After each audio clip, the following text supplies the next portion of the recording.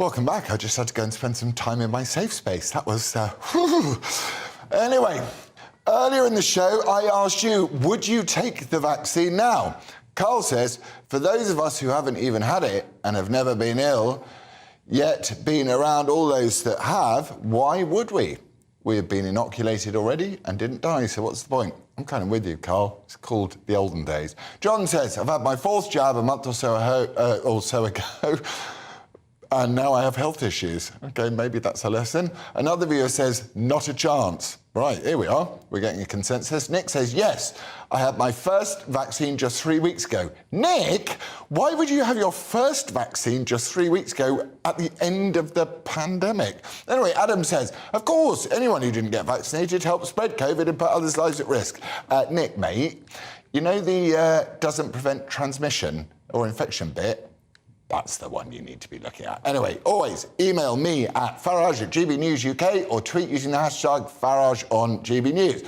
So, most importantly and most excitingly for me this evening, because I love truth, last week Conservative MP Andrew Bridgend held a debate in the House of Commons. Did you notice how many people turned up, as opposed to the ones that turned up on MPs' pay rises? Anyway, never mind.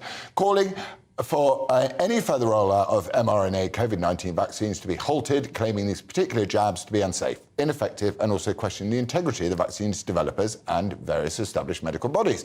Mr. Bridgend's claims face strong rebuttals by both Health Minister Maria Caulfield as well as various fact-checkers. Let's take a listen to the session in Parliament last Tuesday. As the data clearly shows, to anyone who wants to look at it, the mRNA vaccines, they're not safe, they're not effective, and they're not necessary. I implore the government to halt their use immediately, and as I've demonstrated, and the data clearly shows, the government's current policy on the mRNA vaccines is on the wrong side of medical ethics, it's on the wrong side of scientific data, and ultimately, Madam Deputy Speaker, it will be on the wrong side of history.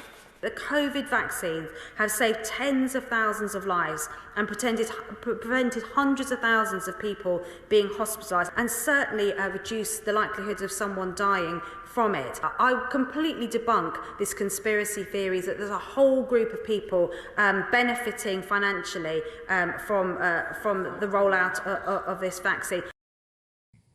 Well, unsurprisingly, that debate has opened the floodgates for discussions and probing into safety, efficacy and morality surrounding the COVID-19 vaccine and sparked a backlash from those who believe his claims could compromise people's safety.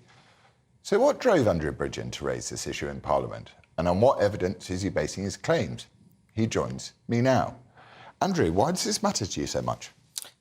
I'm not anti-vax. I'm double vaxxed with AstraZeneca, but I've looked at the evidence as it's come out around the side effects and harms, and I think the matters, actually now the evidence is overwhelming. You know, we've had almost 500,000 yellow card adverse events. That's more yellow card adverse events on mRNA vaccines than all the yellow card issues of the last 40 years. This is really significant. We've got unexplained excess death rates, cardiac arrests increasing in the under 40s, and no one seems to want to talk about it. What we do know as well is that we've not had normal scientific analysis of the efficacy and effectiveness of the vaccines because that was banned when they came out. Anyone who questioned the efficacy or the safety was shut down. That's not the way science works, Laurence. Science has to work by challenge. It's an ever-evolving thing. But then what would you say to those who say, I will check your science, I will fact-check your science? What would you say to those people? Well, there is an annoying firm called Fact Checkers, and they're... I deal with them every day. They're apparently funded by Facebook, and we all know who funds that. So they've certainly got an angle to... an axe to grind on this. They've got a dog in the fight. It's very hard to get impartial news now, and that's why I end up on GB News so often.